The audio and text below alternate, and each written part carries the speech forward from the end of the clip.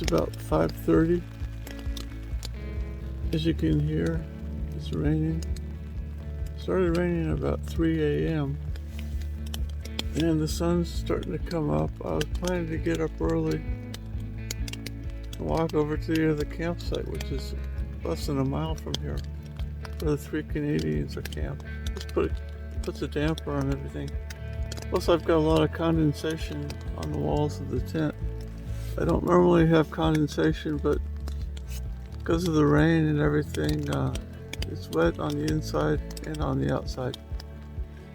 Good morning, it's about almost 8:30.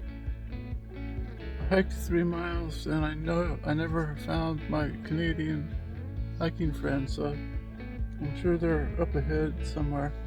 But they said that they would be going to Sheep Lake tonight, so I think I'm going to, it's only 12.9 miles, so that won't be a problem. So I'll meet them at Sheep Lake tonight. But this is the boundary of Mount Rainier National Park. There's a sign that says, "Warning, no hunting or trapping allowed." So for the next several miles, I guess I'll be walking through Mount Rainier National Park. I stopped here on this log at the boundary for my breakfast. I cooked the meal. It was a freeze-dried meal. It was scrambled eggs, red beans, and cheese. And now I'm just having a cup of instant coffee with cream and sugar. I've got a bunch of food laid out here. But my son gave me this freeze-dried food. I can't find the package here. He lives in Boulder. There it is. It's called Backpacker's Pantry Summit Breakfast Scramble. He lives in Boulder, so he was able to buy these freeze-dried meals. I'm not a big freeze-dried meals, but it was actually pretty good. And I had a burrito, a leftover burrito, so I was able to make a breakfast burrito. So it was really good. Anyway, cheers. The rain stopped. It never rained after I got out of my tent, so that's a good thing. I'm still in my rain gear. Got my rain pants and my rain shirt on. Hopefully I won't need it, but it's pretty cloudy. It's a possibility of more rain today, so I think maybe I'll just leave it on for now. All right, I'll see you down the trail. Good morning. I had to get a shot of this misty mountain here. The clouds rolling down, or the fog after the rain last night. The sun's starting to break through a little bit. And that'll be great because I like to dry off my shoes and socks, and my feet are wet. My tent's wet. Check out this lake down here in this view.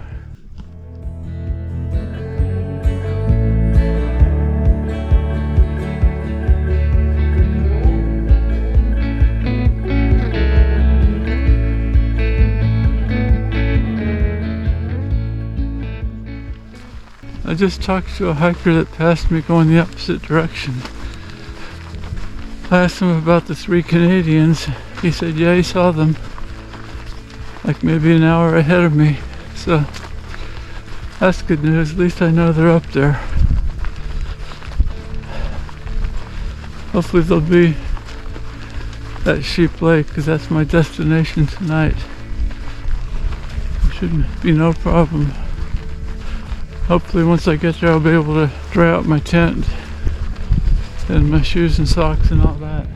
That lake is really cool.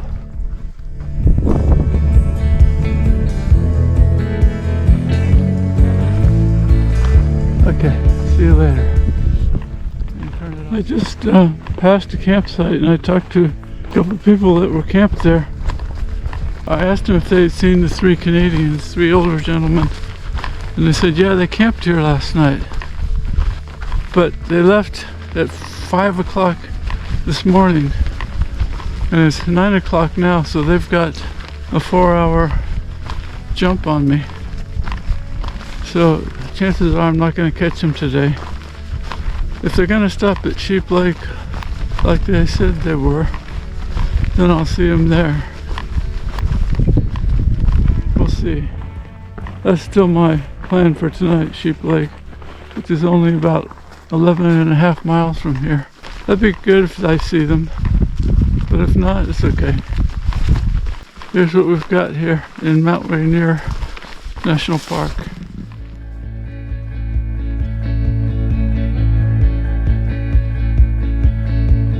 Through the fields of our paths, feelings part our ways, keeping us close but estranged now. Dreams holding us closer, meadows of our youth.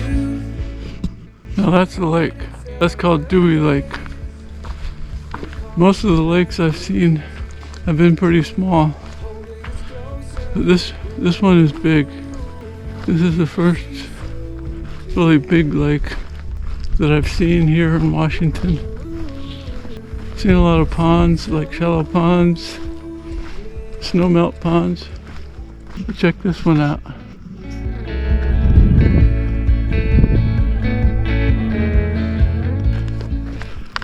I stopped for lunch a little while ago and I pulled my tent out, took off my shoes and dried everything off a little bit because it was still wet from the rain last night. And I've been asking people if they've seen the 3 Canadians, and I've been hearing, oh yeah, they're right in front of you. If I see them, that's fine. If I don't, that's fine. I'm gonna go to Sheep Lake, which is about 5 miles from here. At that point, I'll decide whether I want to stay there or not for the night. Alright. I just crossed this highway. It's Highway 410, a place called Chinook Pass. And there's an entrance to Rainier National Park nearby. So this highway here goes to Wenatchee, I'm told. So most of the people coming up here are from eastern Washington. Here's what it looks like.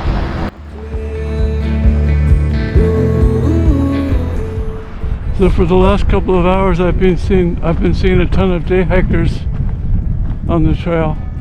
Now I just crossed the highway and I'm going to be going just probably a few miles to Sheep Lake. It's all uphill. Once I get there I'll decide whether I want to stay there or continue on. Still pretty early in the day. I think it's about 3 or something. Alright, catch you later.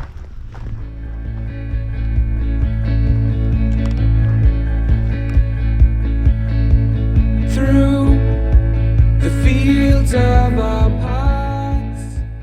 I've got to tell you what just happened to me. I'm at Sheep Lake. I decided to camp here tonight, even though the 3 Canadians aren't here. I got here pretty early. It was like 5 o'clock, but I just wanted to find a good camp spot and stay here. So I found a spot, decided to cook dinner, which was mashed potatoes with beef and gravy. So I got my food out and I sat down on this rock here behind me and I cooked my dinner. I noticed there were some chipmunks around, and usually in these heavily populated areas they're kind of aggressive.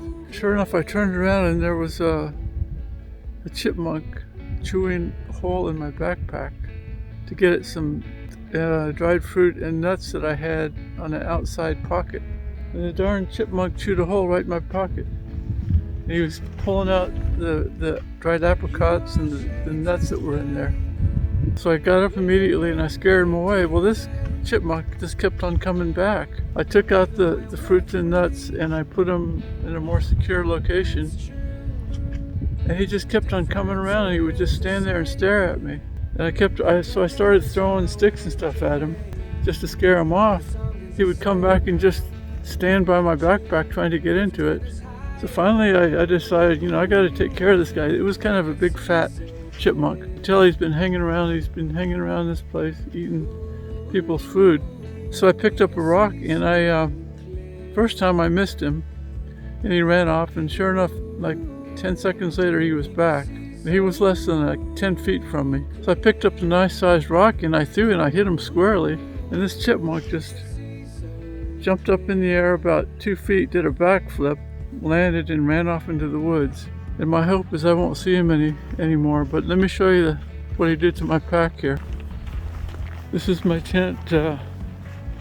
So here's my backpack. I've got a mesh pocket here on the outside where I store things. Yeah, and you see He's chewed this hole here. It's about 2 inches square.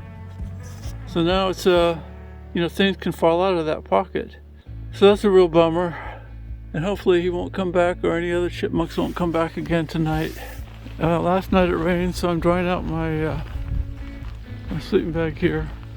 I'm gonna write in my journal, and then the way the sky looks, it looks like it could even rain again. Somebody said it might rain again tomorrow. I met a couple of hikers from France who I've seen for the last couple of days. I met them in White Pass yesterday, and I started talking to them yesterday, but they're not staying here. They're hiking up a couple more miles.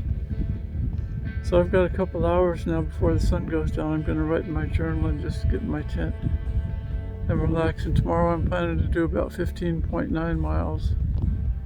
We'll see how that goes. The beginning's going to be uphill. All right, good night.